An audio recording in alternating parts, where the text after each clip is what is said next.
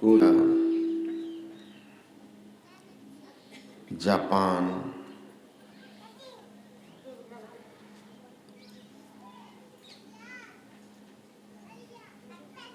वे पहले एक राजकुमार थे और उनको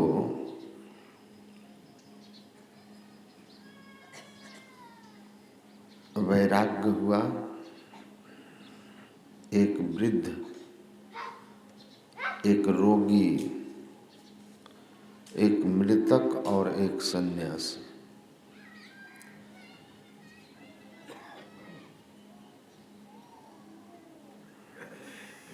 क्रम से इनके उन्होंने दर्शन किए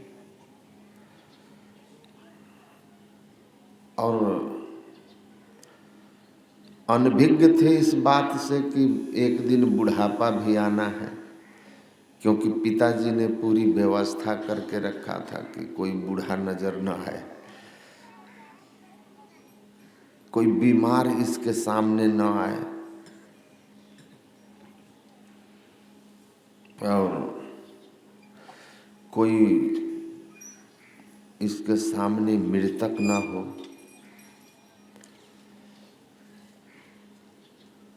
और साधु सन्यासी तो फटके ही नहीं पास कि ज्ञान वैराग्य की कुछ बात कहे,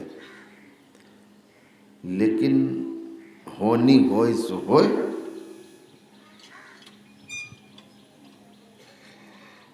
राजा बनने के पहले वो निकलते हैं तो क्रम क्रम से पहले बार किसी वृद्ध को देखते हैं लाठी पर झुक के चलते हुए, तो अपने सारथी से पूछते हैं कि ये क्या है। कहा बूढ़ा है। कहा बूढ़ा क्या होता है। कहा भाई सबको एक दिन बूढ़ा होना पड़ता है, ये जवानी सब दिन रहती नहीं है, ये जवानी है 4 दिन का सपना, है ना भजन में। तो ये 4 दिन की चांदनी है, फिर बुढ़ापा आती है सबके जीवन में। तो उनको लगा कि हम भी बूढ़े हो जाएंगे। कहा सभी होते हैं, आप भी होंगे। बीमार को देखा तो और आश्चर्य हुआ, और जिस दिन मृतक को देखा कि 4 लोग कंधे पर लेकर राम नाम सत्य करते जा रहे हैं, पूछा कि ये कौन है जिसको पकड़ के बांध के लोग ले जा रहे हैं। कहा महाराज ये मृतक है, मर गया है, लोग इसको शमशान ले जा रहे हैं जलाने के लिए। कहा मौत। कहा हाँ, जिनका जन्म हुआ है उनकी मृत्यु भी होती है, सबको मरना पड़ता है और जला दिया जाता है। कहा हम भी मर जाएंगे। कहा हाँ, हमारे शरीर को भी जला दिया जाएगा। कहा हाँ। एकदम से बिजली गिर गई। अब तक अमर समझ बैठे थे, अब मौत भी होगी, जला दिया जाऊंगा, समाप्त हो जाऊंगा। बहुत चिंता हुआ जीवन को लेकर। पूर्व जन्म के प्रबल संस्कार थे, चिंतनशील हो गए कि जन्म हुआ, बच्चा थे, जवान हुए, बूढ़ा भी होंगे, मर भी जाएंगे, जला दिया जाऊंगा, फिर इस जीवन का मतलब क्या, सत्य क्या है।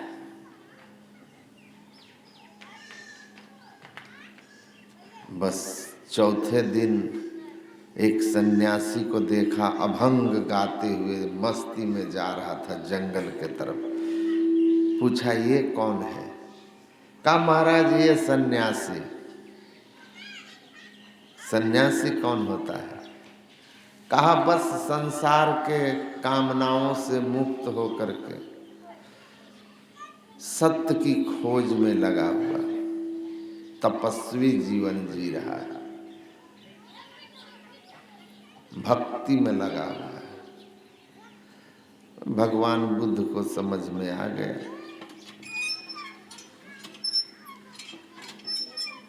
अर्धरात्रि में ही अपने पत्नी और नवजात बच्चे को छोड़कर भाग गए। बहुत भटका, बहुत साधना किया,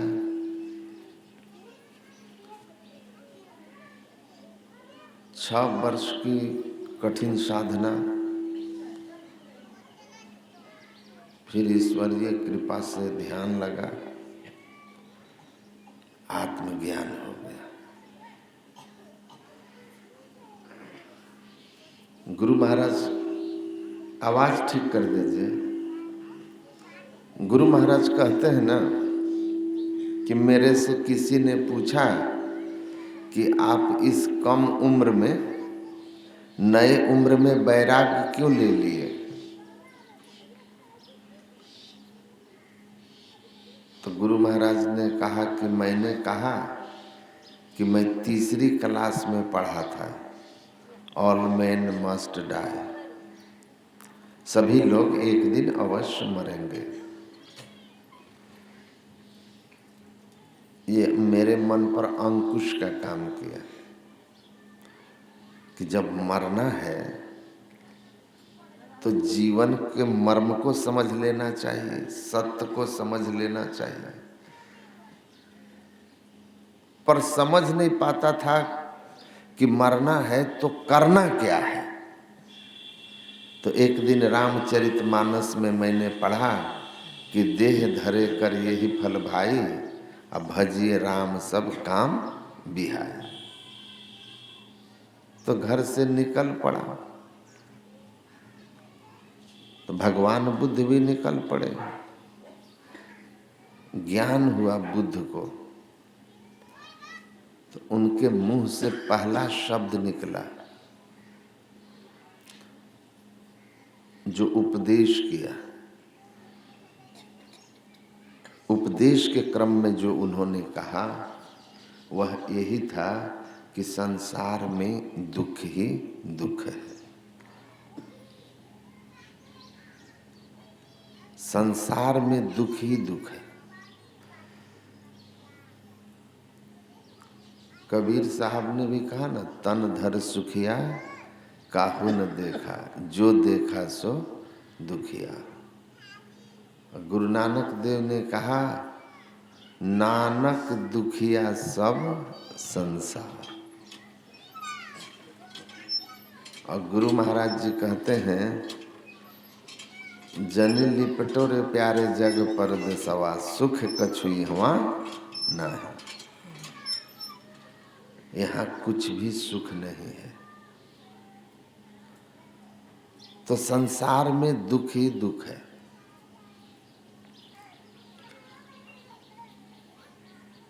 अनविचार रमणीय महा, संसार भयंकर भारी। गोस्वामी तुलसीदास जी महाराज ने कहा है, आप विचार नहीं कर रहे हो इसलिए संसार आपको रमणीय लग रहा है। विचार करके देखोगे तो भयंकर भारी दुखालय है ये। अब भगवान कृष्ण ने कहा कि दुखालयम अशाश्वतम, यह शरीर संसार दुखालय है, दुखों का घर है। यहाँ दुख ही दुख है। तो संसार में दुख ही दुख है। आगे बुद्ध कहते हैं, दुख का कारण तृष्णा है, संसार की कामना है। संसार पाने की जो कामना है यही दुख का कारण है।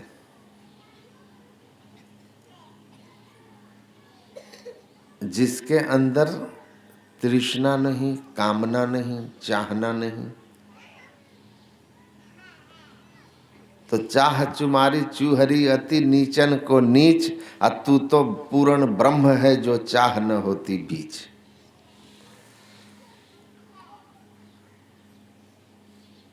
एक संत हुए पश्चिम में, उन्होंने लिखा है बिकमिंग इज डिजीज। आप जो कुछ बनना चाहते हैं, पाना चाहते हैं, ये एक बीमारी है। पाना चाहना छोड़ दो तो तुम स्वयं ही सब कुछ हो।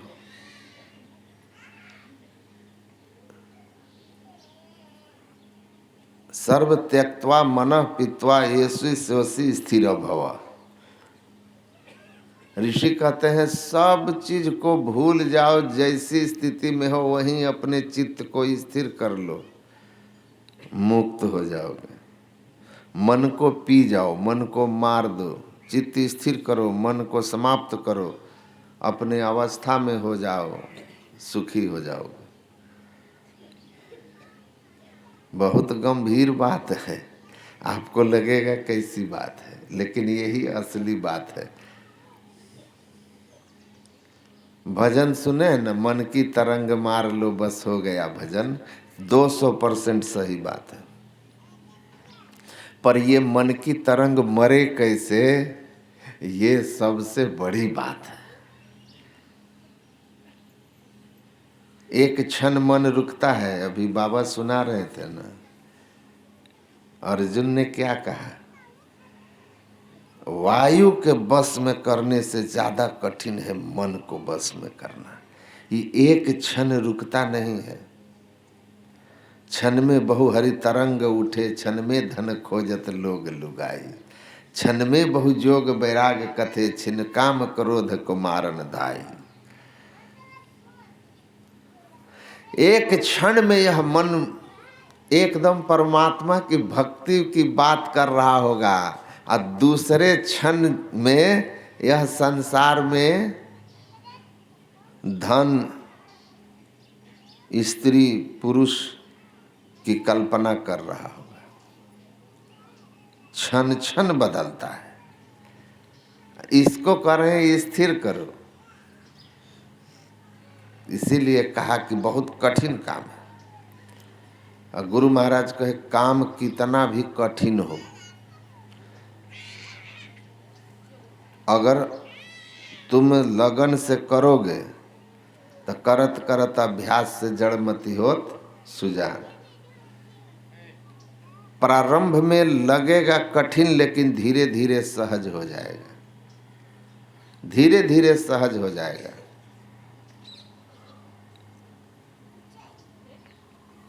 तो कामनाओं का, वासनाओं का, तृष्णाओं का त्याग ही सुख का मार्ग है। इसीलिए कहा तुलसीदास जी काकभुसुंडी गरुड़ संवाद में, बिनु संतोष न काम न साही, आ काम अछत सुख सपने हो नाही। देखिए, पिंगला नाम की एक वेश्या की कथा भागवत महापुराण में है। बहुत अपने सुंदरता, सुंदर शरीर को बेच करके अमीरों के हाथों बहुत बड़ा मकान बनाती है, अब बहुत धन अर्जित कर लेती है।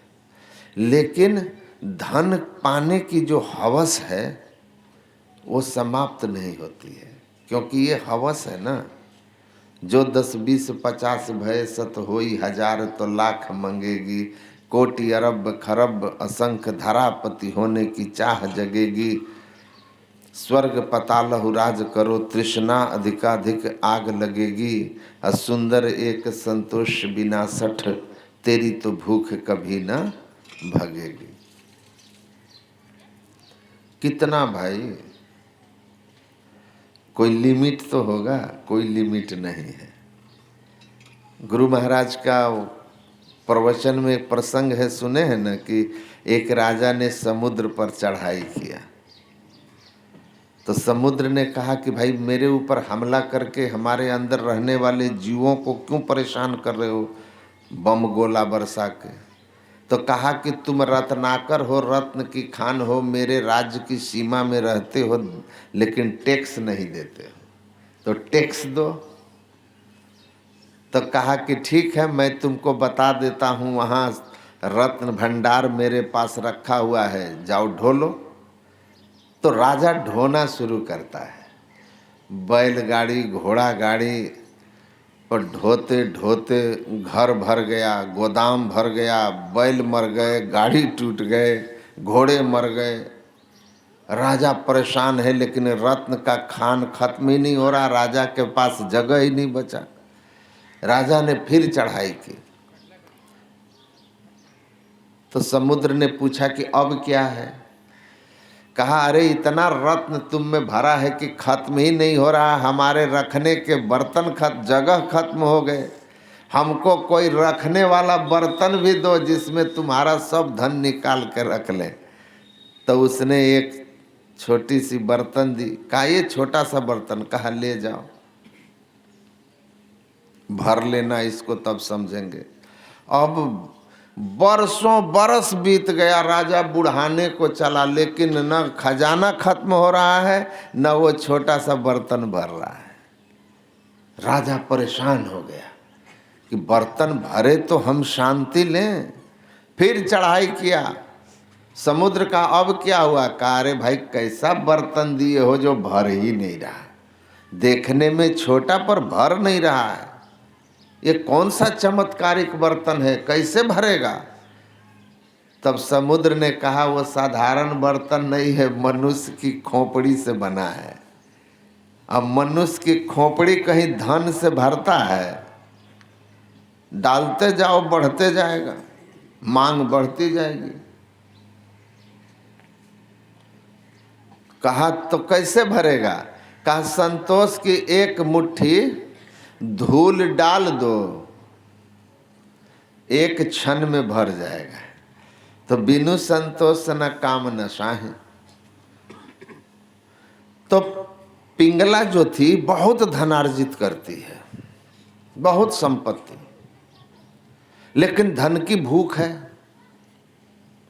खत्म ही नहीं रही, पाप कर्म छूट नहीं रहा। और तभी दत्तात्रेय जी महाराज उसी मोहल्ले से गुजर रहे हैं। अब वो रात हो चली है, आधी रात, लेकिन अब भी वो ग्राहक के चक्कर में बैठी हुई है कि पैसा जितना कोटा है पूरा नहीं हुआ है, आज का इंतजार कर रही। तभी दत्तात्रेय जी महाराज उधर से गुजर रहे हैं, संत का दर्शन होता है। पिंगला के मनोभाव बदलने लगते हैं।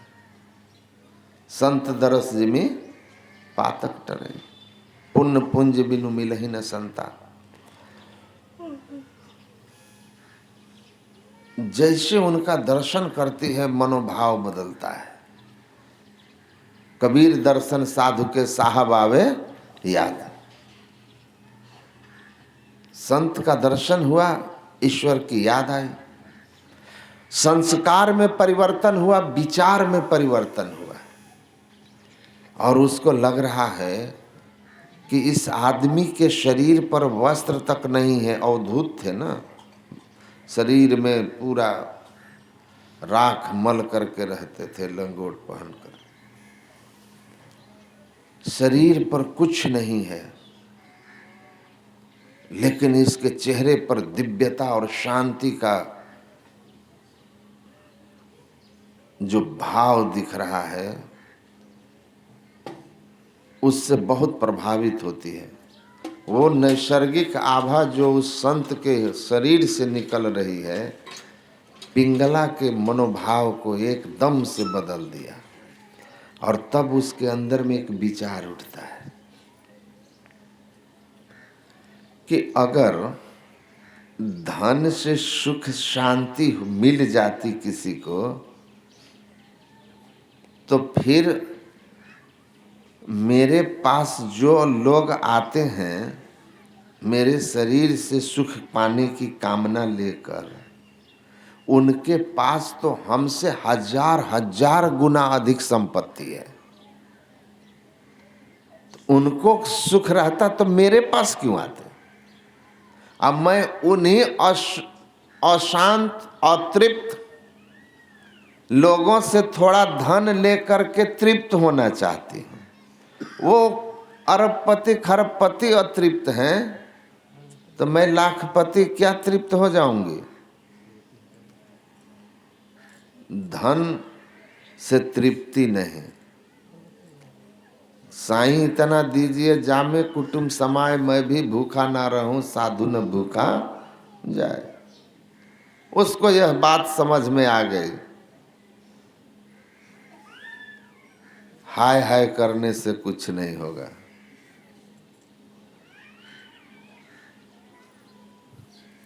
और उसी क्षण वह धन पाने की कामना का त्याग करके त्यागती है। और जैसे धन कामना त्यागती है, वह एकदम अपने अंदर शांति की अनुभूति करती है और जा करके सो जाती है, शांति पूर्वक सो जाती है। एक जीवन में दिव्य आनंद उसको अनुभव होता है और उसी दिन से वह उस पाप कर्म का हमेशा के लिए त्याग कर देती है।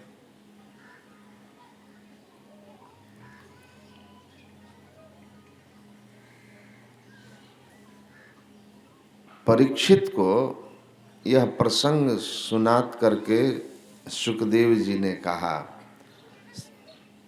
आशा ही परमम दुखम नैराश्यम परमम सुखम एतच्छ्रियो कांतासा सुखम सुस्वाष्प पिंगला। हे राजन, संत के दर्शन और उससे उस सात्विक आभा के प्रभाव से पिंगला के अंदर संसार सुख की कामना जैसे ही समाप्त हुई, वह जो अर्धरात्रि में जब सब सो रहे थे शांति से, वह धन के लिए ग्राहक का इंतजार व्याकुल होकर कर रही थी, कामनाओं का त्याग की शांति से जाकर के नींद की गोद में चली गई। उसका जीवन बदल गया। तो हम बेचैन होते हैं संसार की कामना से और सुखी होते हैं कामनाओं के त्याग से। आपको समझ में बात नहीं आती है। आपको भूख लगती है तो आप परेशान रहते हैं, और जब आप भोजन करते हैं तो आपको शांति मिलती है। वो शांति रोटी से नहीं मिली है।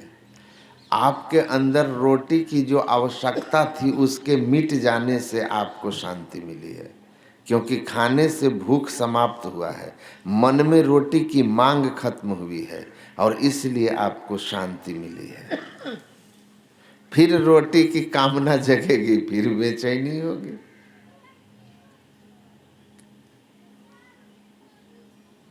महापुरुष लोग कहते हैं कि ये जो हमारे अंदर संसार है ना, ये जिसके अंदर जितना संसार की मांग होती है उसको बिछावन पर उतना ही लेट से नींद आती है, और जिसको सांसारिक बातों की चिंता जितना कम, उतना आनंद से वह काम धाम किया, गया बिछावन पर, निश्चिंत है, मन में कोई विचार नहीं चल रहा, सो गया शांति से। तो ये हमारे अंदर कामनाएं उठती है, वो हमको दुखी करती है। महापुरुष लोग कहते हैं ये कामनाएं उठती क्यों है? इसलिए उठती है कि हम लोगों के जन्म जन्मांतर का जो संस्कार है न, भोगों का, वो संस्कार हमारे अंदर जागते रहता है और मन इंद्रियां हमसे उन्हीं भोगों की मांग करती रहती हैं, क्योंकि उनको उन्हीं भोगों का ज्ञान है, उसमें ही इनको सुख का अनुभव है। लेकिन जो इंद्रिय सुख हैं वे वास्तव में अतृप्तिदायक हैं, असंतुष्टिदायक हैं और कभी भी पूर्ण नहीं होती हैं। इसीलिए क्षण में शांति और क्षण में अशांति। तो मन के मांग को रोक लीजिए, इंद्रियों को भोगों की ओर जाने से रोकिए। कैसे रुकेगी? इसीलिए ध्यान करना होता है, ध्यान करना है। गुरु महाराज कहते हैं तन सुख मन सुख ना सुख तेरो, आत्म सुख निज तेरो, तू तन मन सुख निज के जानियो, भयो काल के चेरो। तो इस मन के शरीर इंद्रियों मन आदि का जो सुख है वह विषय सुख है। अब विषय सुख में किसी को शांति नहीं है, इसीलिए अशांत रहते हैं, अशांत रहते हैं। यह सुख उठता कैसे है, विषय की मांग उठती कैसे है, तो भगवान कृष्ण एकदम वैज्ञानिक ढंग से समझाए हैं कि ध्यायतो विषयान पुंसः संगस्तेषु पजायते, संगात संजायते कामः कामात् क्रोधो भिजायते, क्रोधाद भवति सम्मोह सम्मोहात् स्मृति विभ्रमः, स्मृति भ्रंशात् बुद्धिनाशो बुद्धिनाशात् प्रणश्यति। भगवान कहते हैं जैसे ही किसी विषय को हम देखते हैं या स्मरण करते हैं या सुनते हैं,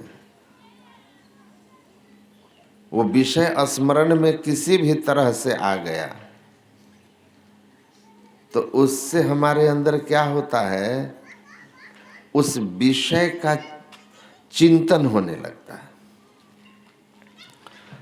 कार एक सामने से निकली, उस कार को आंख ने देखा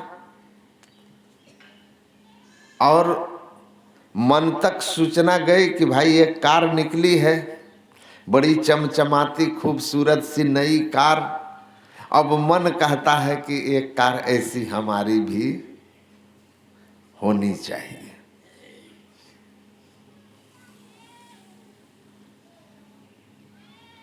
भगवान कृष्ण कहते हैं कि कार निकली, आंख ने देखा, मन तक सूचना गया और मन चुपचाप रह जाए, ठीक है कार है, तब तो बात ठीक है। लेकिन कार निकल के चली गई, आंख से ओझल हो गई, पर मन पकड़ लिया उसको कि ये कार हमको होनी चाहिए, बड़ी सुंदर थी, बड़ा अच्छा था, चलने में क्या मज़ा आएगा, ठंडी में हीटर चला लो, गर्मी में एसी चला लो। अब कार में सुख का चिंतन मन में शुरू हो गया। भगवान कृष्ण कहते हैं झंझट यहीं से आगे बढ़ेगा। अब क्या होगा कि बार बार उस कार का चिंतन होने से कार के प्रति आपके मन में गहरी आसक्ति हो जाएगी, कामना, लालसा, तृष्णा जग जाएगी। और जैसे ही ये तृष्णा हुई, आसक्ति हुई, तो अब लगेगा कि कार अगर मेरे जीवन में नहीं है तो मेरा जीवन बेकार, कार के बिना जीवन बेकार। अब आप कार के बिना रह नहीं पाएंगे, रह नहीं पाएंगे।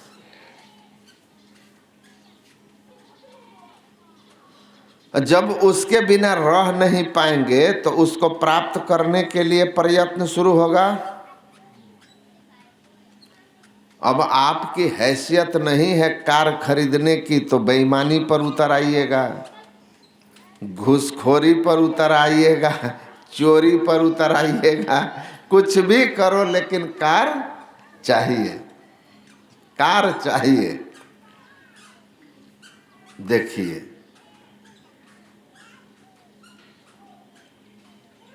भगवान कृष्ण कहते हैं अब बीच में कोई आ गया कार लेने में डिस्टर्ब करने वाला, तो आपको उस पर क्रोध होगा।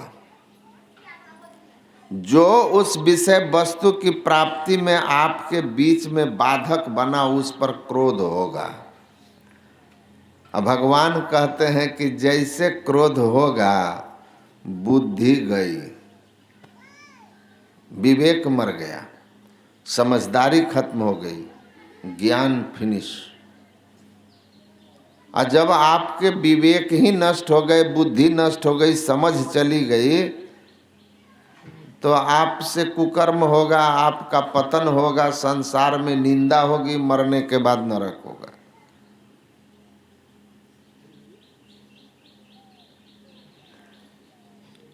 अगर वस्तु मिल गई तो जिमि प्रति लाभ लोभ अधिकाई। नहीं मिला, कोई बीच में बाधक बना तो क्रोध होगा, और मिल गया तो लोभ होगा। दोनों स्थिति में बुद्धि भ्रष्ट होगी। और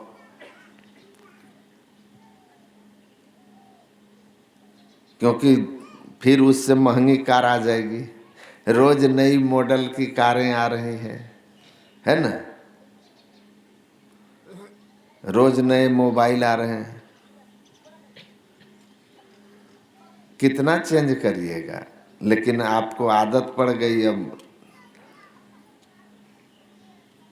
तो आवश्यकता के अनुसार लोग जीना जब छोड़ करके कामनाओं के अनुसार जीने लगते हैं तो दुखी हो जाते हैं। अपने आवश्यकता के अनुसार न जी करके पड़ोसी के हिसाब से जीने लगते हैं, तब दुखी हो जाते हैं, है ना। हमको कार की कोई ज़रूरत नहीं। मैं एक आदमी को जानता हूँ, एक परिवार को, एक आदमी को कार की ज़रूरत थी, उसने खरीदा, क्योंकि वह मार्केटिंग के बिजनेस में है, तो उनको जहाँ तहाँ जाना पड़ता था, तो बाइक से परेशानी होती थी। फिर धीरे धीरे पूंजी आ गई तो उन्होंने कार ले लिया, क्योंकि उसकी आवश्यकता कार थी। ठंडी में दिक्कत होती थी लंबी यात्रा बाइक से करने में।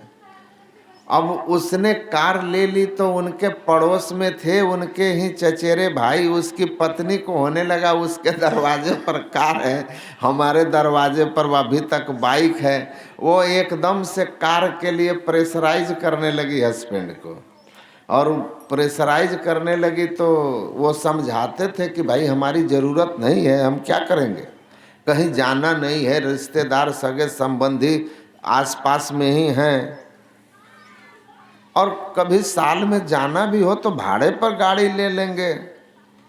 अब कार लो, कहीं जाओ तो ड्राइवर ढूंढो, तो हम करेंगे क्या। लेकिन नहीं, दिखावा जो है वो बड़ा खतरनाक होता है। कार वो ले लिए, कार पड़ा हुआ। अब इतना भी वो कार समय से नहीं चल पा रहा कि उसकी सर्विसिंग हो। कहीं जाना ही नहीं, कहाँ जाओगे, तब सर्विसिंग के लिए कार पुराने के लिए फालतू का पेट्रोल भरवा के घुमाओ, तो सिर दर्द है उनके लिए। लेकिन दिखावा है तो सिर दर्द है। इसीलिए कहा आप अपनी आवश्यकता के अनुसार अपना जीवन जिए, सुखी रहिएगा, सुखी रहिएगा।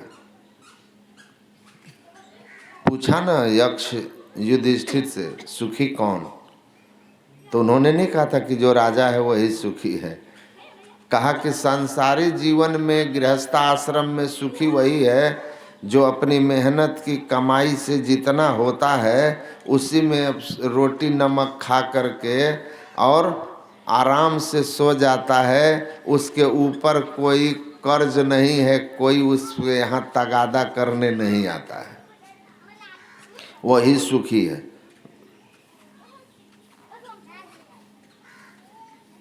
ऐसा इसीलिए आसक्ति होती है कामनाओं से, कामनाएं उठती है विषय के संपर्क से, परेशान है। बहुत पहले एक कहानी पढ़ा था कि एक आदमी पागलों पर रिसर्च कर रहा था। पागल, अनेक तरह के पागल, किस किस तरह के पागल होते हैं, तो रिसर्च कर रहा था। तो एक पागल खाने में गया तो देखता है कि एक पागल अजीब हरकत कर रहा है। कभी दीवार में माथा लड़ा रहा है, कभी आकाश में हाथ उड़ा रहा है, कभी नाच रहा है, कभी बाल नोच रहा है। कहा कि सब पागल तो सामान्य बात कर रहे हैं, ये थोड़ा अजीब हरकत कर रहा है, ये कैसे पागल हुआ है।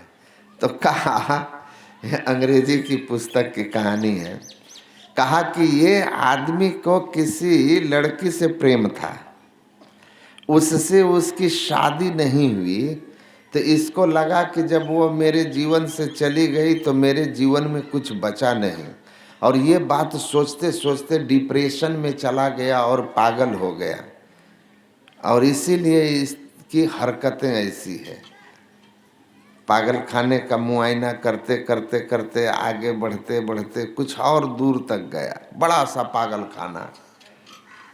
तो देखा कि सेम हरकत एक और पागल कर रहा है। कहा कि ये पागल भी लगता है किसी लड़के से बिछुड़ के पागल हुआ है। कहा नहीं नहीं नहीं नहीं, वो बात नहीं है। तब कहा जिस लड़के से वियोग के कारण वो पागल हो गया, उसी लड़की से इसकी शादी हो गई, या लड़की के व्यवहार से पागल हो गया, पागल हो गया। कहा कि अरे राम, कहा कि अरे राम के क्या बात है, यही सच्चाई है। यही सच्चाई है कि वस्तु प्राप्त जब तक नहीं हुई है तभी तक उसमें आपकी सुख बुद्धि है, और जब प्राप्त हो गई उसका असलियत सामने आ गया तो आप फिर पागल हैं। तो संसार में ऐसा ही है, जब तक अप्राप्त है तभी तक उसमें आपका महत्व बुद्धि है। जैसे प्राप्त हुआ तो संसार के विषय का यह स्वभाव है, नेचर है, प्राप्ति में और समाप्ति, प्राप्ति में समाप्ति, प्राप्त हुआ समाप्त हुआ, चाहना गई कामना गई, उसका महत्व खत्म हो गया। इसीलिए तो देखते हैं प्रेम विवाह वाले आपस में बहुत लड़ते हैं। क्यों? इसीलिए लड़ते हैं, ये सच्चाई है। जब तक शादी नहीं हुई है एक दूसरे में खूब अच्छा अच्छा बात रहता है, अब विवाह होने के बाद प्राप्ति हो गई ना, उसके बाद असलियत सामने आता है। लड़की कहती है कि अरे तुम खैनी भी खाता है, हमको तो पता नहीं था। अरे भैया वो आधा घंटा में क्या खैनी खाता तुम्हारे सामने। अब जब तुम हमेशा साथ रहने लगोगे तब न तुम्हारा सब बुराई सामने आएगा। थोड़े देर के लिए तो लोग फेशियल लगा के आते हैं, थोड़ी पता चलता है सांवला है कि गोरा है। पार्टी फंक्शन में तो सब फेशियले में न देखिएगा, घर में न जाके पता चलता है मुंह धोने पर कि असली रंग क्या है।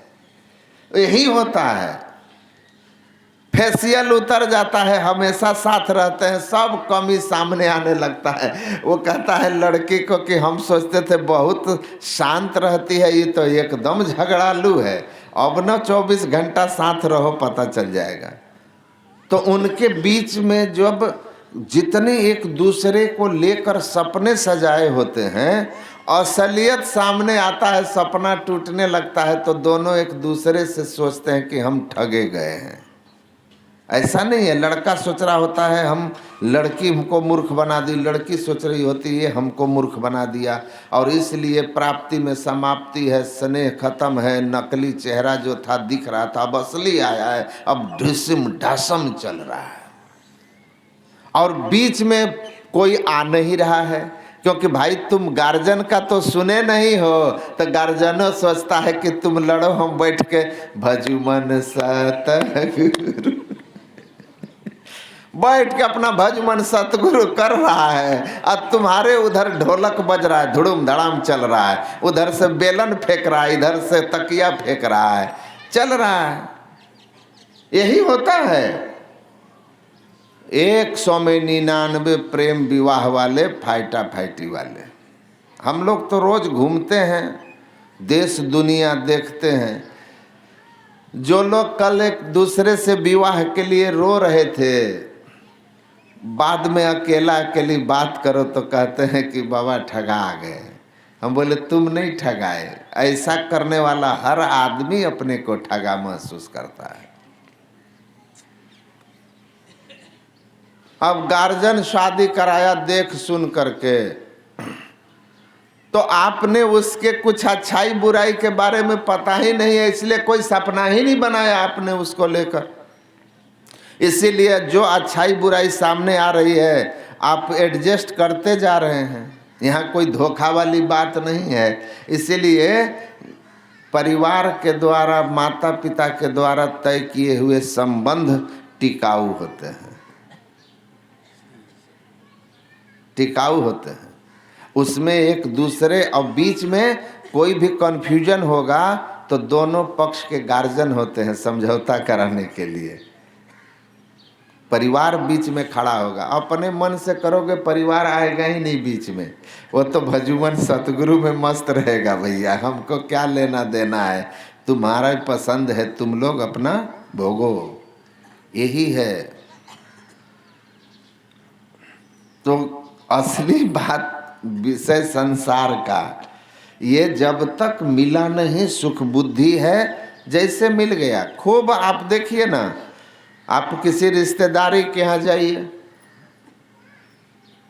अब हम खुद अपनी बात बता रहे हैं। एक जगह गए थे, वो खिला रहे थे, खा लिया, पेट भर गया। उधर से काके करा, हमारे हाथ से तो आप लिए ही नहीं। मैंने कहा बाप रे बाप, इसके हाथ से तो अब भीतर जगह हो तब ना, भीतर जगह नहीं है। जब भूख थी तो रसगुल्ले में स्वाद था, अब भूख जब पेट भर गया तो अब रसगुल्ला में स्वाद है। स्वाद भूख की थी या स्वाद रसगुल्ले की? रसगुल्ले में स्वाद होता तो भूख के बाद भी स्वाद रहता, लेकिन पेट भरने के बाद कोई कहे एक रसगुल्ला आप हमरे हाथ से खा लीजिए तो लगेगा जहर दे रहा है।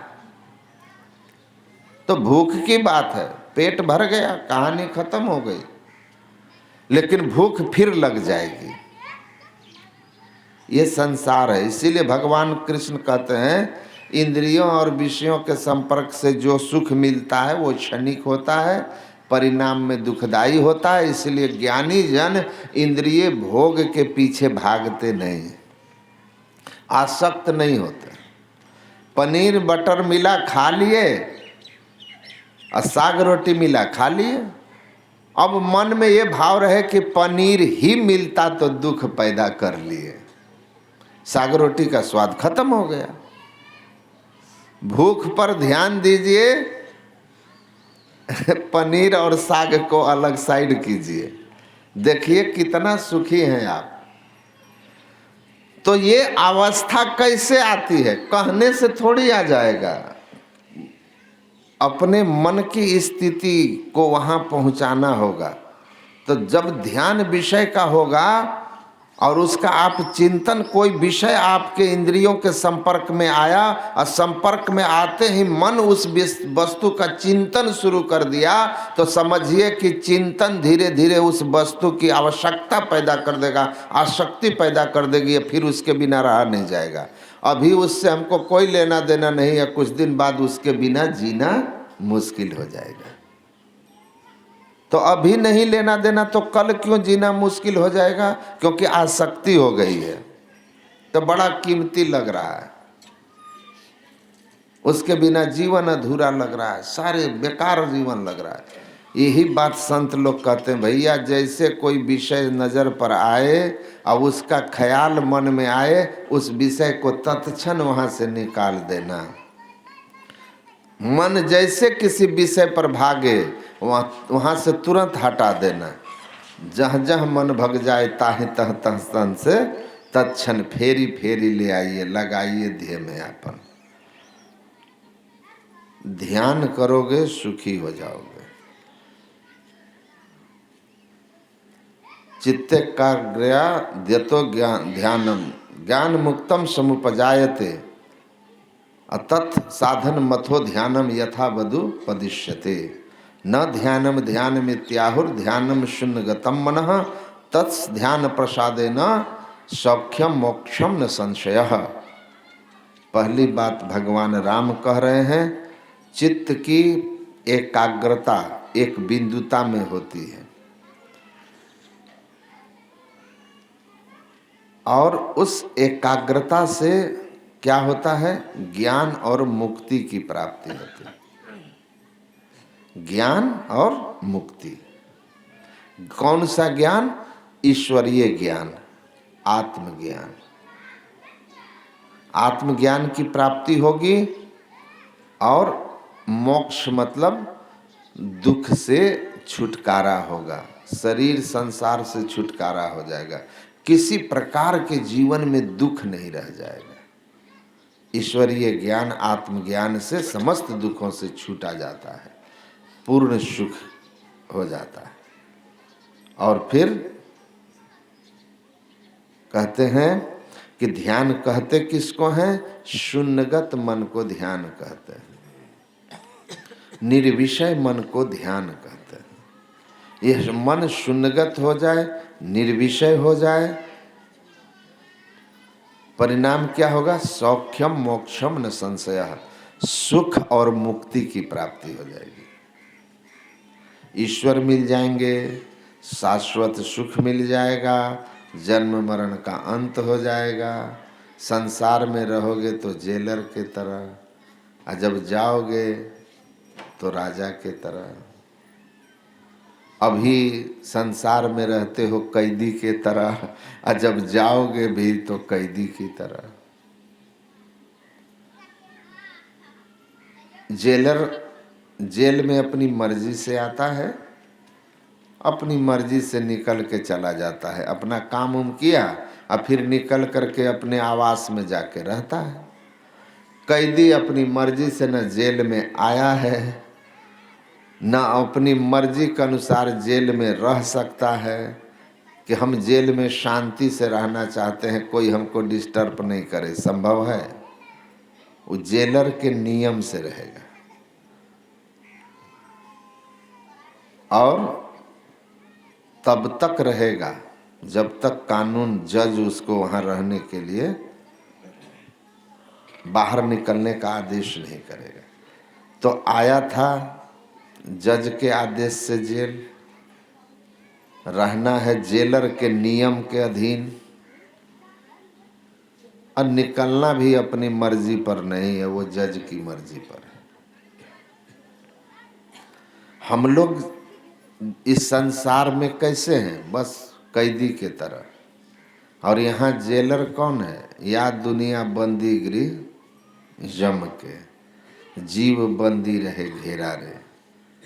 यमराज यहाँ का जेलर है, और उस यमराज रूपी जेलर के जेल में हम लोग बंदी बने हुए जीव हैं। लेकिन सद्गुरु महाराज इस जेल के जेलर हैं।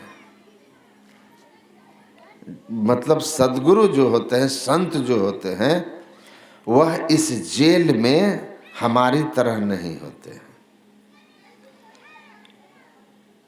वह जेल के अधीक्षक सुप्रिटेंडेंट हैं।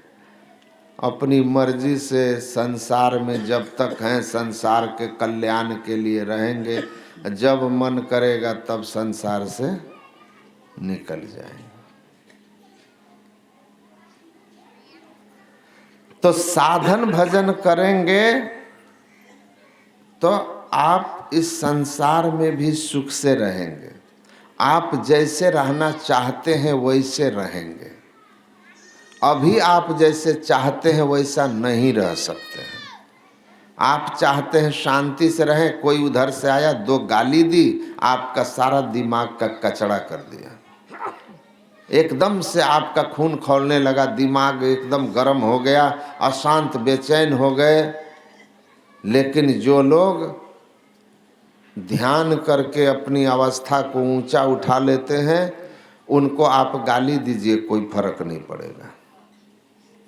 सुने हैं ना कि भगवान बुद्ध को एक किसान आया, उसके बेटे को बुद्ध ने सन्यासी बना दिया था, गालियां देने लगा। बुद्ध मुस्कुराते थे, तो कहा कि अरे हम आपको गाली दे रहे हैं और आप मुस्कुरा रहे हैं, दुख नहीं हो रहा? इतनी गालियां दी। भगवान बुद्ध ने कहा आप किसी के घर आए हो और कोई उपहार लेके गिफ्ट लेकर गए हो और घर वाला गिफ्ट लेने से मना कर दे, तो वो गिफ्ट किसका, उपहार किसका? तो कहा किसका होगा? घर वाला नहीं लेगा तो मेरा होगा। तो भगवान बुद्ध ने कहा आपने जो गालियों का सौगात उपहार मेरे लिए लाया था, हमने लिया ही नहीं, लिया ही नहीं। ऐसी स्थिति ध्यानी की होती है। ध्यान से अवस्था आ जाती है कि आप शांति से रहना चाहें तो आपको कोई अशांत नहीं कर सकता है। महाशांत जल परस के शांत भय जन जोई, अहंग अग्निते ना जरे लाख करे जो कोई। गोस्वामी तुलसीदास जी ने लिखा है। लाख कोई कुछ कर ले आपको अशांत करने का, आपको अशांत नहीं कर सकता, आपके शांति को छू नहीं सकता। गुरु महाराज कहते हैं ध्यान के द्वारा जब अपनी चेतना का सिमटाव करके शून्यगत करके पिंड से ब्रह्मांड की ओर कोई चला जाता है और अपने अंदर के ज्योति नाद रूपी हरि रस का पान कर लेता है, ऐसे मस्त हो जाता है कि उसके शरीर में बम मार दोगे, शरीर के चिथड़े उड़ जाएंगे, लेकिन उसको उसके आनंद से उस जीव को अलग नहीं कर सकोगे। ध्यान से ये लाभ होता है, ज्ञान, मुक्ति, सुख, शांति, आनंद। जीवन मनुष्य का बड़भागी है, बिना ध्यान के किसी जन्म में अनुभव नहीं होगा। कि बड़े भाग मानुष तन पावा, सुर दुर्लभ सब ग्रंथि गावा। करोड़ों उपाय कर लो, ध्यान नहीं करोगे तो देव दुर्लभ तन में है, यह बात आपको कभी विश्वास हो नहीं सकता, अनुभव हो नहीं सकता। और ठीक ठीक ध्यान करेंगे, मन का सिमटाव जब होने लगेगा तो आपको लगेगा कि सच में मनुष्य का जीवन दिव्य है। और जैसे जैसे साधना में आप बढ़ेंगे, आपको इस दिव्यता की अनुभूति होगी और विश्वास भी, और मनुष्य होने का गौरव भी, और भगवान को इसके लिए धन्यवाद भी कि मनुष्य बनाया आपने हमको। तब आपको हृदय से भगवान के लिए निकलेगा थैंक यू वेरी मच, धन्यवाद आपको कि आपने मुझे मनुष्य जन्म दिया है। धन्यवाद हृदय से निकलेगा सदगुरु के लिए कि वाह गुरु महाराज, गुरु दयाल दया कर दिए, भेद बताई, महाअभागे जीव के दिए भाग जगाई। कहाँ हम धन पद प्रतिष्ठा स्त्री पुरुष ये वो इन्हीं सब के पीछे भाग रहे थे, सोच रहे थे यहाँ सुख है, जीवन व्यर्थ जा रहा था। आपने सदयुक्ति दी, साधना करके अब महसूस हो रहा है कि मैं देव दुर्लभ तन में हूँ। जीवन कितना महिमावान है मनुष्य का, बिना ध्यान के किसी उपाय से नहीं आप समझ सकते। चाहे लाखों मौनी फिरे, लाखों बाघंबरी अर्धमुखी और नकी, लाखों लहलंगरी, लाखों जल में फिरे, लाखों भभूत को छानते, अरे हरे पलटू जा मेरा जी राम को नहीं जानते। लाख पूजा पाठ व्रत उपवास कर लीजिए, विविध नेम अपार जब तब, तीर्थ व्रत मखदान हूँ कबहूँ सरवर ना करे, जो ध्यान बन पल हूँ कहूँ। एक क्षण जिसने अपने मन को शून्यगत करने में सफलता प्राप्त कर ली, एक क्षण पल हूँ कहूँ। क्षण मात्र भी मानस जप मानस ध्यान के बाद अपने दृष्टि को अगर शून्यगत करने में सफलीभूत हुए हैं, ठीक उस स्थान पर केंद्रित करने में सफलता प्राप्त किए जहां युगल दृष्टि की धारें जाकर एक हो जाती है। एक क्षण के लिए भी वहां गए हैं, सुषुम्ना का दर्शन किया है, कुछ भीतर में झलका है। उस झलक में जो शांति है, जो आनंद है, जो अपने आप में एक गरिमा महसूस होती है, उसके सामने आप तपेद बस सहस्रानी एक पाद स्थितो न रह। एक पैर पर खड़ा होकर 1000 वर्ष तप करके उस आनंद को अनुभव नहीं कर सकते आप। अनेक जप तप पूजा पाठ व्रत उपवास, मौनी बाबा, पानी में घुसने वाला बाबा, अर्धमुखी बाबा, आकाश में देखने वाला, जटा जूट वाला बाबा, कोई बाबा बन जाओ, दूधाधारी बाबा, जटाधारी बाबा, फलाहारी बाबा, बस एक ही बाबा इस सुख को जानेगा, वह है एक दृष्टि समसर कर जाने जोगी कहिए सुन। ये ध्यान जिसने किया, भगवान कृष्ण कहते हैं मुहूर्तमपि वो गच्छेन नासाग्रे मनसा सह सर्वम तरति पापा नाम तस् जन्म शतार्जितम। एक क्षण जो गए हो ना, 100 जन्म का पाप का नाश कर दोगे उस एक क्षण के दृष्टि के सिमटाव से, उस निर्दिष्ट स्थान सुषुम्ना में अपने आप को ठहराने से, क्षण मात्र। और जो उसमें थोड़ा भी सफलता प्राप्त कर लिया, अंधकार से ऊपर उठ गया, तो आपने सुना पहाड़ के समान कई योजन तक फैला हुआ पाप सबका नाश होगा। ये महिमा है इस ध्यान की। इसीलिए संत लोग कहते हैं ध्यानाभ्यास करो नित सदसदहि चातक दृष्टि बनाई हो। चातक जो है ना, एक टक देखता है किसको? स्वाति नक्षत्र के बूंद को, एक टक बादल को देखता है स्वाति नक्षत्र में। वैसे आंख बंद करके और अपने अंदर के अंधकार को मंत्र जप कर, रूप का ध्यान कर, दृष्टि योग की क्रिया में एकदम किसी भी तरह के मन में कोई ख्याल आए उसको हटाइए और क्या कीजिए, एक टक निरखत रहो। दृष्टि को सामने बार बार टिकाने की कोशिश कीजिए। अवश्य शुरू में दृष्टि टिकेगी, गिरेगी, टिकेगी, गिरेगी, लेकिन टिकाते टिकाते टिक जाएगी। अगल बगल कहीं दृष्टि न डोले, सन्मुख बिंदु पकड़ लागी, सुखमनिया में मोरी नजर लागी। नजर लग गई अगर सुखमनिया में, तब देखिए खेल खुली खुली लखी पड़े। अंतर जगत का खेल खुल खुल के लखाई देगा। दिव्य दृष्टि खुल गई अंतर में, निसी अंधियारी हदस भागी। अंधकार खत्म हो जाएगा, दिव्य दृष्टि खुल जाएगी और दिव्य दृष्टि से आपको दिव्य लोकों का दर्शन होगा, दिव्य देवों का दर्शन होगा। अंतर जगत समझ में आ जाएगा कि बूंद में समुद्र कैसे समाया हुआ है। ब्रह्मांड लक्षणम सर्वदेह मध्य व्यवस्थितम, सब प्रकट हो जाएगा। गए उनके पास, सिकंदर लोधी भगवान गया कबीर साहब के पास। वो रामानंद स्वामी को बहुत परेशान किया था, कबीर साहब को भी परेशान कर रहा था। तो उसके संपूर्ण शरीर में, रामानंद स्वामी जब गुजर गए, संपूर्ण शरीर में जलन होता था, बहुत परेशान था।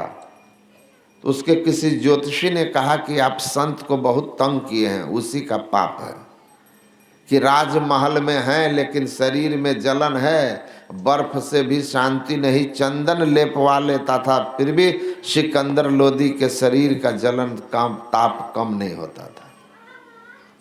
तो कहा संत को आपने तंग किया, उसी का पाप प्रकट हो गया है। राजमहल के सुख के अंदर भी आप भिखमंगे से भी खराब स्थिति में हैं, भिखारी से भी खराब। पूरा शरीर जल रहा है अग्नि के जैसे, चंदन लेप भी बेकार। कहा क्या करें, वो तो चले गए दुनिया से। कहा उसका शिष्य कबीर है अभी, संत कबीर, जाइए, वो अपने गुरु की तरह ही बहुत ऊंचा है, वो क्षमा कर देगा तो उसके गुरु का जो पाप है वो माफ हो जाएगा। आपने गुरु के प्रति जो उनके पाप किए वो माफ हो जाएगा। तो सिकंदर लोधी आया, कबीर साहब को भी तो बहुत तंग किया था वो। कबीर साहब झोपड़ी में बैठे हुए थे ध्यान में। सिकंदर लोधी गया तो देखा ध्यान में बैठे हैं, एक संत का तो पाप अभी तक है, अभी इससे आए हैं माफ़ी मांगने, तो चुपचाप बैठा रहा। कुछ देर बाद कबीर साहब उठ के आए, पूछा क्या कर रहे थे। आंख बंद करके बहुत देर झोपड़ी में बैठे थे। उन्होंने कहा कि सुई के छेद से, कबीर साहब ने कहा सुई के छेद से हीरा जवाहरात से लदे हुए 100 ऊंट को एक साथ निकलते हुए देखने का आनंद ले रहा था। सिकंदर लोदी को लगा क्या बोल रहा है रे भाई, सुई के छेद से 100 ऊंट, छेद में ऊंट घुसेगा और करें 100 ऊंट एक साथ निकल रहे थे, वो मैं देख करके उसका आनंद ले रहा था। सिकंदर लोदी नहीं समझा। कबीर साहब ने कहा ये अंतर जगत की बात है। सुषुम्ना बाला अग्र सत्य सहस्रम तस् भागस भागना। सुषुम्ना कितना सूक्ष्म है, बाल नोक से में ही दर में ही हो पथ पावे। गुरु महाराज कहते हैं बाल के नोक से भी ज्यादा सूक्ष्म है वह मार्ग, लेकिन उस मार्ग में अपने मन को, सूरत को ठहराने में सफलता प्राप्त कर लिए दृष्टि योग के द्वारा और उसमें प्रवेश कर गए तो संपूर्ण विश्व ब्रह्मांड आपको अपने अंदर में प्रकट हो जाएगा। 100 ऊंट तो कबीर साहब कम ही कहे, संपूर्ण विश्व को घुसते हुए देखा, ये भी सही हो जाएगा, क्योंकि उससे घुस के विश्व ब्रह्मांड अपने अंदर में प्रकट हो जाता है। तब हम कहते हैं कि जो कुछ भी ब्रह्मांड में है सब अपने अंदर में है, सब कुछ घर में है बाहर ना है, अब बाहर टोले सो भरम बुला है। कितना आनंद आएगा सोचिए तो। आप आंख बंद किए हैं, सारा विश्व देख रहे हैं और भ्रमण कर रहे हैं। चीन में एक दार्शनिक हुए, एक संत हुए, उनका नाम था कन्फ्यूशियस, एक थे लाओ त्से। जब भगवान बुद्ध और भगवान महावीर भारतवर्ष में धर्म प्रचार कर रहे थे, उस समय चीन में भी ऐसे ही 2 महापुरुष हुए थे, कन्फ्यूशियस और लाओ त्से। अभी भी चीन में सबसे ज्यादा अनुयायी कन्फ्यूशियस के हैं।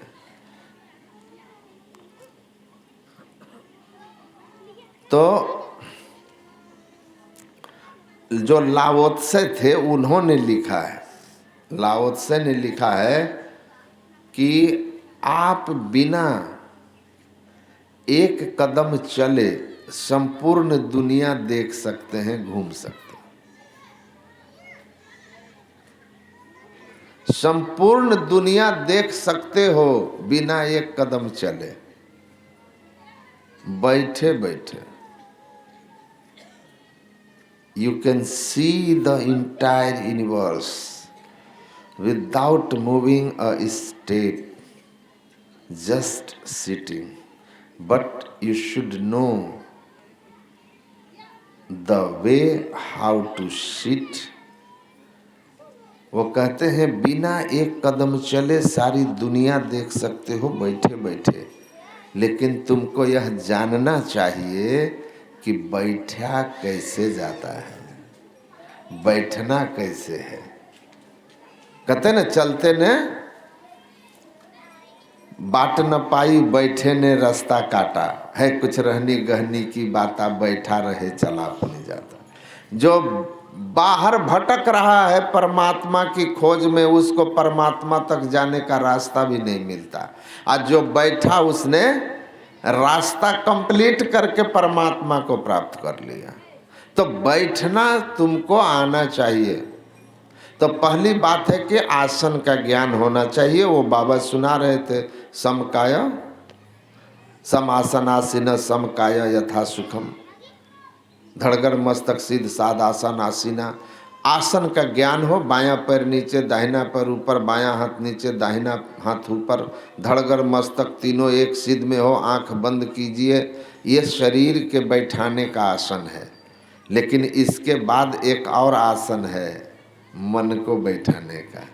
तन थिर मन थिर, तन को भी थिर कीजिए, मन को भी थिर कीजिए। तन को भी बैठा लीजिए, मन को भी बैठा लीजिए, उसके बाद खेल खुली खुली लकी पड़े। मन कैसे बैठेगा? तो मन को बैठाने के लिए पहले नाम रूप का सहारा है। पहले नाम रूप का सहारा लीजिए, आराम से बैठे नैनन मोदी को ध्यान को साधन करो। बैठ दृढ़ हो ही सुखासन, मानस नाम जाप गुरु केरा, मानस रूप ध्यान होनी केरा।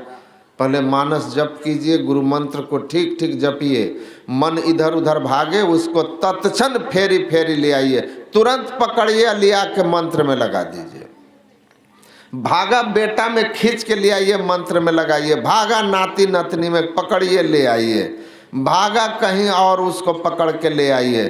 धन में, पद में, संसार की समस्या में, किसी विषय के चिंतन में मन जैसे गया, एकदम अलर्ट, सावधान, एकदम सावधान अलर्ट होकर बैठिए। जैसे सामने दुश्मन एकदम बंदूक लेके खड़ा है, किसी क्षण भी ट्राइगर दबा सकता है, तो आप एकदम अलर्ट हैं कि जैसे दबाएगा बैठ जाएंगे, बाएं दाएं हो जाएंगे। वैसे एकदम अलर्ट होकर बैठिए कि मन रूपी दुश्मन कभी भी भाग सकता है, हमला कर सकता है। हम जप कर रहे हैं और ये हमको किसी भी गप में फंसा सकता है, हमको भटका सकता है, हमारे जीवन के समय, कीमती समय को व्यर्थ कर सकता है। एकदम अलर्ट रहिए, खूब सावधानी से जप कीजिए। मन भागे तुरंत पकड़ लीजिए, तुरंत पकड़ लीजिए, पकड़ पकड़ के ले आइए। बहुत देर तक मन भागेगा नहीं, बार बार पकड़ने लगिएगा तो भी ठंडा जाएगा, ठंडा जाएगा, बैठ जाएगा, जप में लग जाएगा। जप में मन लग जाए तब मानस रूप के ध्यान में फिर पकड़े रहिए, रूप में टिकाए रहिए, टिकाए रहिए। और उसके बाद रूप भी जब आपके अंदर में कुछ साफ सा दिखने लगे तो कुछ देर श्रद्धा और प्रेम से देखकर रूप भी छोड़ दीजिए। और तब दो नैना बीच सन्मुख देख, कितना आसान है, दो नैना बीच सन्मुख देख, एक बिंदु मिले दृष्टि दो रेख। तो सिमटी हुई निगाह से आप दोनों आंखों के मध्य में गुरु निर्दिष्ट स्थान पर चुपचाप देखते रहिए। मन में कोई ख्याल आए उसको हटाइए। सिमटी निगाह से न नीचे न ऊपर न बाएं न दाएं, पिछू पांचों त्याग, षष्ठ बीचों बीच एक निशान दृष्टि की लाग, अधा ऊर्ध अरु बाएं दाएं पिछू पांचों त्याग है। वाम दक्षिण निरुंधंती प्रविशंति सुषुम्नायाम, बाह्य दाएं दृष्टि धारों को मध्य में एकदम से निरुद्ध कर दीजिए, दोनों आपस में मिलेगी, एक बिंदुता की प्राप्ति होगी। सुई के छेद से ऊंट निकल के अंदर चला गया। फैला हुआ मन कितना बड़ा ऊंट है, आप समझ रहे हैं? इतना बड़ा 70 गो ऊंट होगा। ये 100 ऊंट कबीर साहब घुसा रहे थे। आप हमको बताइए, मन यहाँ से अमेरिका चला गया, अभी हम घूम के आए चीन, सत्संग करके चीन दिख गया हमको।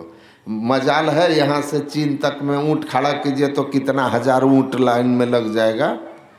इतना दूर मन भाग गया। कितना फैला हुआ है यह मन। इस मन को समेट करके उस बिंदु के द्वार से प्रवेश करा देना है। इसमें प्रविष्ट करा दिया। प्रविष्ट जैसे हुआ, अंतर जगत आपके सामने प्रकट हो गया। स्थूल शरीर से आप सूक्ष्म शरीर में हैं। इस देह से अभी जैसे इस दुनिया को घूमते हैं, सूक्ष्म शरीर से सूक्ष्म लोक घूमिएगा, देखिएगा तो बिना एक कदम चले सारा विश्व ब्रह्मांड घूम सकते हो। बैठना आना चाहिए। पहले आसन का बैठाना, फिर मन का बैठाना। शून्यगत मन करने के लिए दृष्टि योग की साधना है। इसीलिए कहा दृष्टि योग को शून्य ध्यान भी कहते हैं। शून्य ध्यान सबके मन माना, तुम बैठो आत्मस्थाना। तो शून्य ध्यान, शून्य मतलब आकाश, अपने अंदर के आकाश, खाली जगह में गुरु की युक्ति से इस तरह देखिए कि दोनों दृष्टिधारें आपस में मिल करके अंतः प्रकाश हो जाए, एक बिंदुता हो, मिले, प्रकाश हो, अंधकार से ऊपर उठ जाए। और तब राम नाम धुन सतधुन सारा, शब्द केंद्र ते आई हो, अता धुन भजत मिलो निज प्रभु से आवागमन न साई हो। तब वहाँ से नादानुसंधान की साधना होती है। और नादानुसंधान की साधना में गुरु की युक्ति से केंद्रीय नादों को क्रम क्रम से सुनते हुए अंत में सार ध्वनि जो परमात्मा से उत्थित हुई है, सूरत उसको ग्रहण करती है, तब उसको आत्मज्ञान हो जाता है। अभी हम लोग देह को ही जानते हैं। अब कहते हैं कि हम देह नहीं, देही हैं, शरीर में रहने वाली आत्मा हैं, लेकिन अपने को पहचानते नहीं हैं। आत्मज्ञान होगा सार शब्द की साधना से, प्राप्ति से, तो हम चेतन अमल सहज सुख राशि ईश्वर अंश जीव अविनाशी दिखाई देंगे, पहचान में आ जाएंगे। माया का आवरण हटेगा कैवल्य दशा में, फिर परमात्मा से हम मिल जाएंगे, आवागमन का चक्र समाप्त हो जाएगा। तो ध्यान करिएगा तो मोक्ष हो जाएगा। और ऐसा यह सुखद मार्ग है कि संसार का मार्ग ऐसा है कि उस पर जब चलिएगा ना, आप नौकरी पाने के लिए पढ़ रहे हैं, जब तक नौकरी मिल नहीं गई तब तक कहाँ आनंद है, अभी तो पढ़ ही रहे हैं। आप धन कमाने के लिए व्यापार में लगे हैं, जब तक धन हाथ में नहीं आया धन का सुख नहीं, पद नहीं मिला तो पद का सुख नहीं, मेहनत करते रह गए।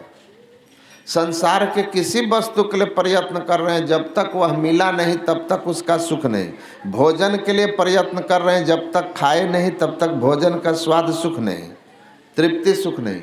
लेकिन भजन ऐसा है, भक्ति ऐसा है कि इस राह पर चले तो रास्ता ही सुखमय है।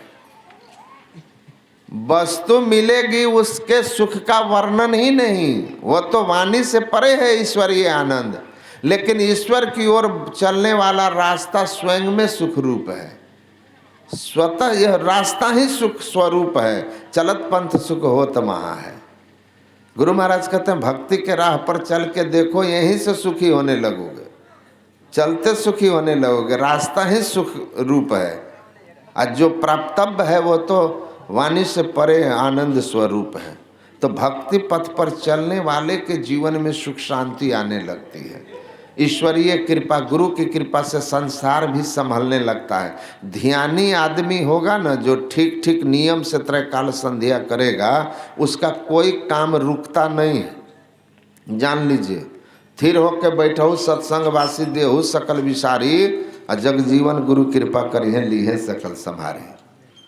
जगजीवन साहब कहते हैं कि तुम स्थिर होकर बैठो, सत्संग करो, ध्यान करो, संसार का चिंता छोड़ दो। इन्हीं की आंख बंद करके ध्यान करने बैठे हैं, नहा लिए ध्यान करने बैठे हैं, ख्याल है कि बाप रे 8 बज गया, दुकान नहीं खुला अभी तक, तो गड़बड़ा जाएगा मामला। कोई मामला नहीं गड़बड़ाएगा। ध्यान करने बैठे हो तो ध्यान करो। जगजीवन साहब कहते हैं तुम एकाग्रचित होकर ध्यान करो ना जी, गुरु की कृपा होगी ना, दुकान 4 घंटा में जो है ना 4 दिन भर की 4 दिन की कमाई कर लेगा 4 दिन में। और ध्यान छोड़ करके दुकान 12 घंटा खोलो ना 18 घंटा खोलो, जरूरी नहीं है कि लाभ हो ही जाएगा, जरूरी नहीं है, होता भी है नहीं भी होता है। लेकिन ठीक ठीक ध्यान करोगे तो गुरु महाराज की कृपा से तुम्हारा संसार भी खराब नहीं होगा, चल जाएगी गाड़ी, ये गारंटी है। इसीलिए कभी भी संसार हमारा बिगड़ जाएगा ध्यान सत्संग से, ऐसा कभी मत सोचना। संसार संवर जाएगा, जिंदगी संवर जाएगी, सुखद हो जाएगा, आनंदमय हो जाएगा। खूब ध्यान कीजिए, खूब सत्संग कीजिए, यहाँ भी सुखी वहाँ भी सुखी। और क्या चाहिए? और कुछ चाहिए? सुख शांति आनंद जस कीर्ति। देखते हैं पूज्य दल बहादुर बाबा कहते थे, बाड़ी न झाड़ी कोबी के तरकारी। ध्यान करोगे तो होगी व्यवस्था। योग क्षेमम वहा में हम, भगवान कृष्ण ने कहा जो इस ध्यान मार्ग पर चलते हैं उनके लिए जो जरूरी है मैं व्यवस्था करता हूँ, उसकी रक्षा भी करता हूँ। तो व्यवस्था भी होगी, सुरक्षा भी होगी। इसीलिए एक निष्ठ होकर श्रद्धा और विश्वास के साथ गुरु महाराज के बताए हुए मार्ग पर चलिए, नियमित सत्संग कीजिए, नियमित ध्यान कीजिए, परम कल्याण होगा। श्री सद्गुरु महाराज।